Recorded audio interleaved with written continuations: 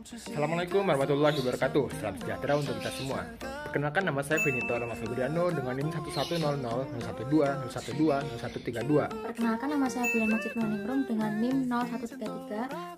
Perkenalkan, nama saya Faisal Wicaksono dengan NIM 0134. Perkenalkan, nama saya Amelia Patricia Risintapea dengan NIM 11120120135. Perkenalkan, nama saya Ferina Ramacairani dengan NIM 0136. Di sini Kelompok 6 kelas IUTF yang akan Menjelaskan tentang Perjanjian dalam hukum perdata.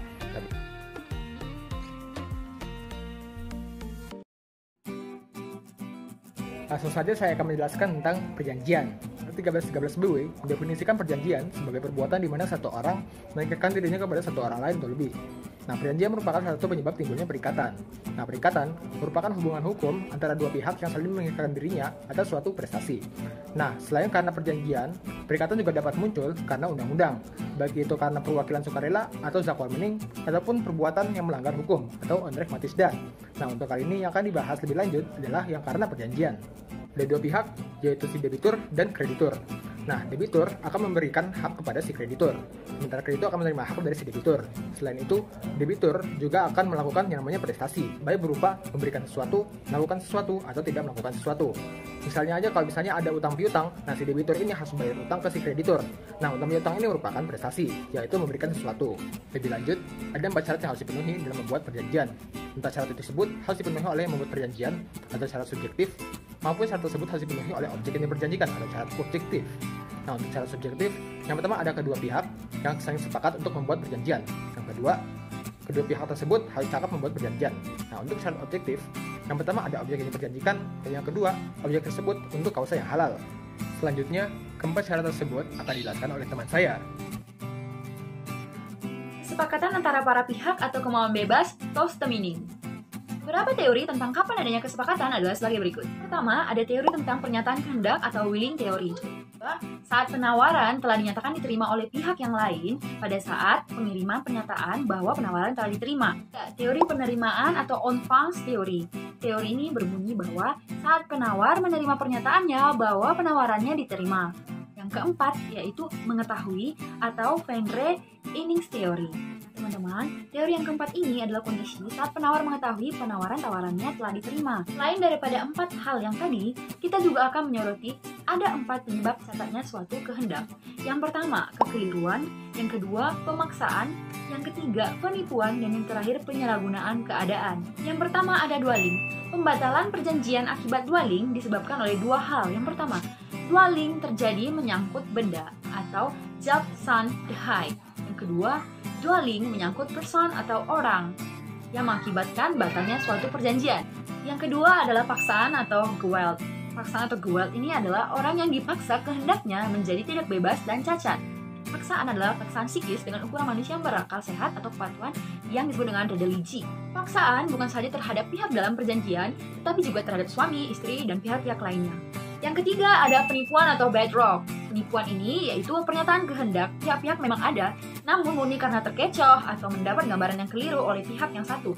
Perjanjian tidak batal, tapi dapat diminta pembatalan atau vermity bar. Tipu muslihat dapat berupa perkataan, perbuatan, maupun berdiam. Yang keempat, yaitu penyalahgunaan atau undue influence. Yang pertama, undue influence karena adanya keunggulan psikis. Yang kedua, yaitu keunggulan ekonomi salah satu dari pihak yang ikut dalam kesepakatan. pihak-pihak yang cakap dalam melangsungkan hukum perikatan itu terdapat pada pasal 1329 BW yang berisikan tentang tiap orang berwenang untuk membuat perikatan kecuali jika ia dikatakan tidak cakap dalam hal itu. Nah, orang yang tidak cakap itu ada beberapa syaratnya. Yang pertama, orang yang belum dewasa. Orang yang belum dewasa itu belum mencapai 18 tahun atau belum pernah melangsungkan pernikahan. Nah, itu terdapat pada pasal 1330 BW Jo pasal 47 Undang-Undang Nomor 1 Tahun 1974. Yang kedua ada orang yang berada di bawah pengampunan, yaitu orang dewasa dalam keadaan dungu, gila, mata gelap dan pemboros. Itu terdapat pada pasal 1330 Jo pasal 433 BW. Yang ketiga ada orang-orang yang dilarang undang-undang. Contohnya orang pailit, itu terdapat pada pasal 1330 BW Jo Undang-Undang Kepailitan. syarat-syarat hukum perjanjian itu yang nomor 3 yaitu suatu hal tertentu. Itu terdapat pada pasal 1333 BW, yaitu menentukan bahwa perjanjian harus mempunyai pokok, benda atau zat yang paling sedikit dapat menentukan jenisnya dan memiliki objek tertentu. Nah, benda yang dimaksud itu tidak disebutkan pokoknya seperti apa, tapi asalkan itu dapat dihitung atau disebutkan. Nah, akhirnya C. Satrio itu menyimpulkan bahwa yang dimaksud suatu hal tertentu itu dalam perjanjian adalah objek prestasi perjanjian. Pengertian kausa di sini di dalam perjanjian bukanlah apa penyebab dari perjanjian, melainkan apa isi dan tujuan dari perjanjian tersebut. Menurut pasal 1335 Junto 1337 KUH Perdata menyebutkan bahwa kausa perjanjian dapat bertentangan dengan undang-undang, ketertiban umum, dan juga kesusilaan. Suatu kausa perjanjian dapat bertentangan dengan undang-undang apabila kausa tersebut dalam perjanjian bertentangan atau melawan undang-undang yang berlaku. Namun, kausa perjanjian tidak sangat sulit mengetahui apabila kausa perjanjian tersebut bertentangan apa tidak dengan kesusilaan, karena pengertian kesusilaan berbeda di setiap daerah dan juga pengertian kesusilaan berubah seiring perkembangan zaman. Kausa dalam perjanjian yang terlarang juga bertentangan dengan ketertiban umum, keresahan masyarakat, dan keamanan negara. Di dalam konteks hukum perdata internasional atau HPI, ketertiban umum dapat dimaknai sebagai asas-asas hukum suatu negara. Kausa hukum yang halal ini terdapat di dalam sistem common law atau juga kita kenal dengan istilah legality. Nah, setelah mendengarkan penjelasan tadi, kita jadi tahu syarat-syarat apa saja yang harus dipenuhi dalam suatu perjanjian. Tapi barangkali bakal timbul pertanyaan, gimana kalau misalnya perjanjian tidak memenuhi syarat-syarat yang telah disebutkan tadi? Nah, di sini ada dua kemungkinan yang bakal terjadi. Pertama, kalau misalnya yang tidak dipenuhi adalah syarat-syarat subjektif. Misalnya membuat perjanjian tersebut orang yang tidak cakap bertindak. Perjanjian tersebut tetap sah, tapi bisa dibatalkan atau voidable. Nah, untuk perjanjian bisa dibatalkan, salah seorang pihak bisa mengajukan pembatalan kepada hakim. Kemungkinan kedua, perjanjian memenuhi syarat-syarat subjektif tapi tidak memenuhi syarat-syarat objektif. Misalnya barang yang diperjanjikan untuk kausa yang tidak halal, maka perjanjian tersebut dianggap tidak pernah ada atau batal demi hukum, void. Di sini saya akan menjelaskan tentang berakhirnya suatu perjanjian. Ada beberapa suatu berakhirnya perjanjian. Yang pertama ada pembayaran. Pembayaran artinya lebih mengarah pada pengertian pemenuhan prestasi atau performance dalam suatu perjanjian. Pembayaran dalam hal ini tidak hanya dalam bentuk penyerahan sejumlah uang semata, akan tetapi juga termasuk pada pelaksanaan prestasi lainnya yang sesuai dengan bentuk apapun jenis dari perjanjian yang telah disepakati. Dalam pasal 1382 Kitab Undang-Undang Hukum Perdata menjelaskan bahwa pembayaran merupakan suatu tindakan pemenuhan kewajiban terhadap tiap-tiap perikatan dari orang-orang yang berkepentingan. Yang kedua, ada kebatalan atau pembatalan. Kebatalan atau pembatalan suatu perjanjian dapat disebabkan oleh beberapa hal, yaitu berdasarkan pasal 1446 sampai 1456 Kitab Undang-Undang Hukum Perdata, pembatalan dapat terjadi apabila A. dilakukan oleh orang-orang yang tidak cakap dalam perbuatan hukum, misalnya orang gila, anak belum dewasa, dan yang berada di bawah pengampunan. B. tidak mengindahkan bentuk perjanjian yang disyaratkan oleh undang-undang. C.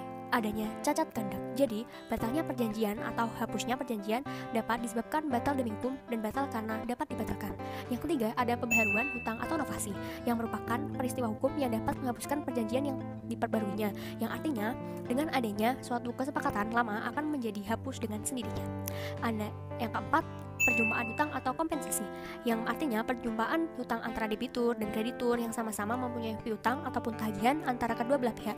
Kompensasi ini umumnya terjadi dengan sendirinya pada pasal 1426 Kitab Undang-Undang Hukum Perdata sebagai suatu reaksi antara debitur dan kreditur untuk menyederhanakan pemenuhan prestasi antara kedua belah pihak yang mempunyai hak dan kewajiban yang sama dalam dua perjanjian hutang piutang, di mana dalam perjanjian yang satu berkedudukan sebagai debitur, sementara dalam perjanjian yang satu lagi sebagai kreditur.